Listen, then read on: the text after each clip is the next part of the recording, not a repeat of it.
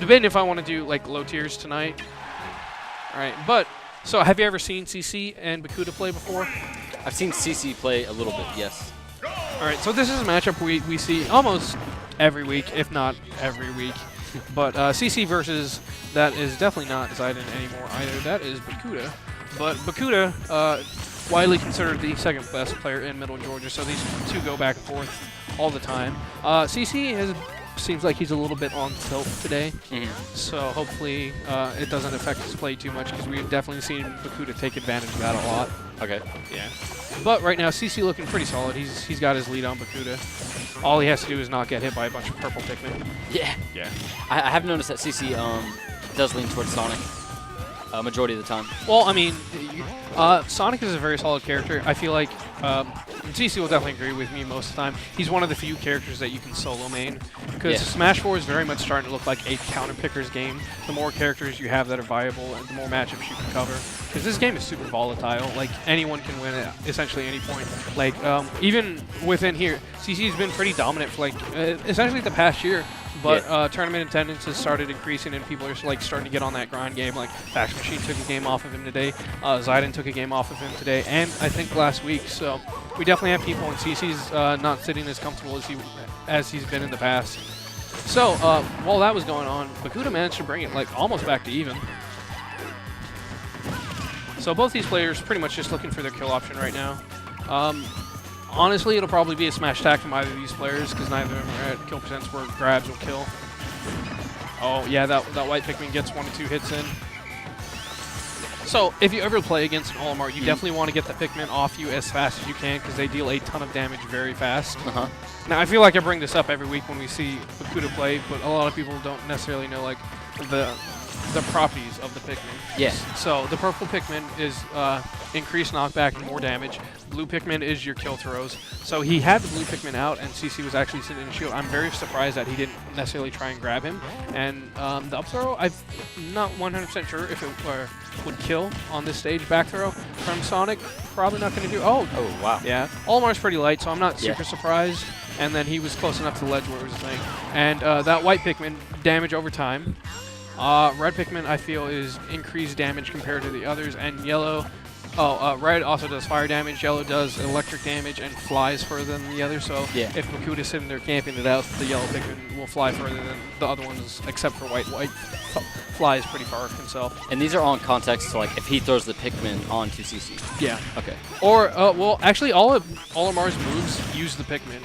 Okay. So, if you get a grab with the white Pikmin, it doesn't do as much knockback as any of the other ones. If you hit someone with a forward smash, if the white Pikmin hits you with a forward smash, it doesn't do as much damage, and it doesn't have as much knockback. Yeah. So, good pivot grab. Bakuuda doesn't tech, elects to roll towards CC, knowing CC is probably going to go for the pivot grab on the ledge, trying to get stage presence, if not the kill. Yeah. Dude, that purple Pikmin, the forward smash just did like 20 damage. That's ridiculous.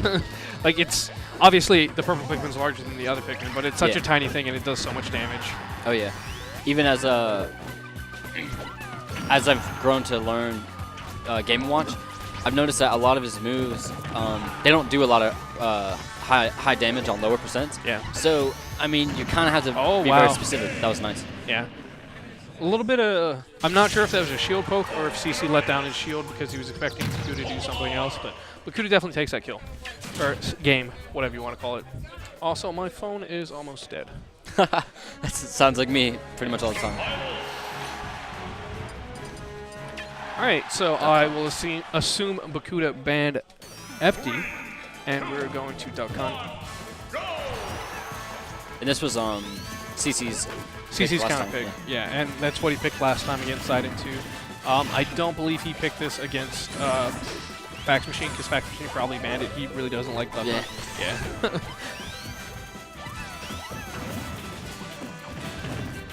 Alright, so Bakuuda off to a little bit of an early lead, a little bit opposite of last game.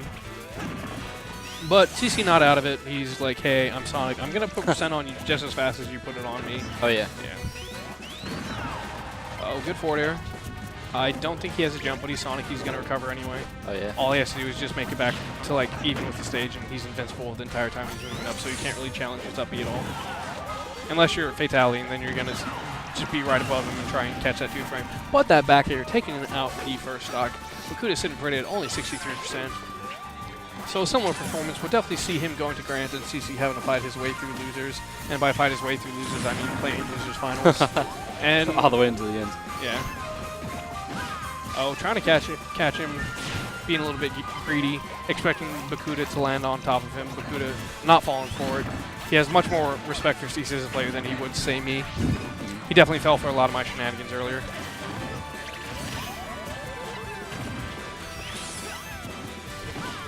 Alright, so it looks like Fax Machine and Magic Conch just finish up. I will be playing the winner of that. I'll probably do that on stream because we'll need something, right? Anyway, and Bakuuda loses the first stock finally.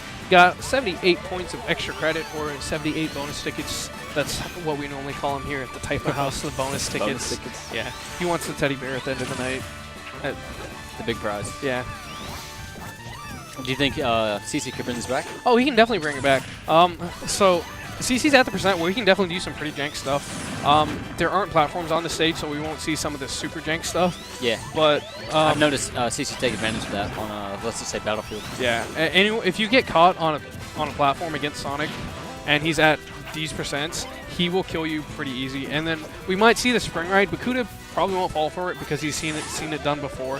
Are you familiar with the spring ride at all from Sonic? What he does is he up B's on the ground and then up B's immediately once he gets even with you. So the spring sends you up with him the second time. Yeah.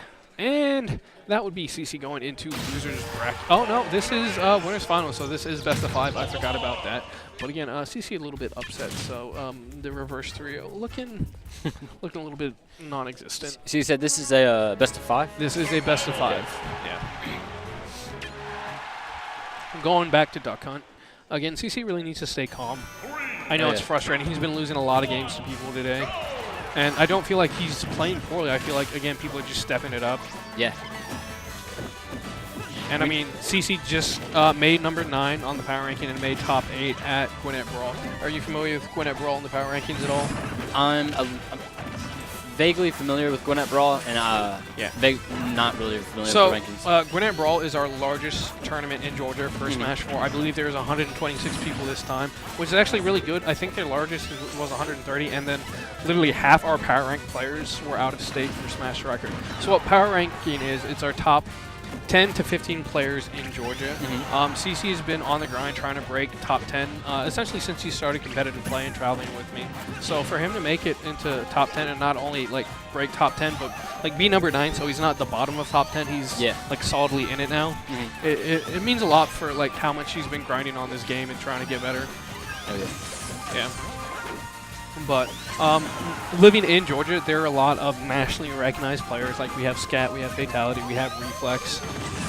Let's see, Lord Mix, widely considered the best Bowser main in the U.S., if not the world. I don't know how many people are in contention for that though. But yeah, we have a lot of really good players in Georgia, and to be able to crack top 10 in a state like this definitely means something. Oh, for sure. Like I play tournaments in Georgia and I go 0-2. And then I go to like tournaments out of state and I'm like, oh no, I forget, I'm not actually bad at the game. Georgia's just like super hard. Yeah. But Bakuuda at only 37%. Oh my. Wow. That's very unfortunate. Alrighty.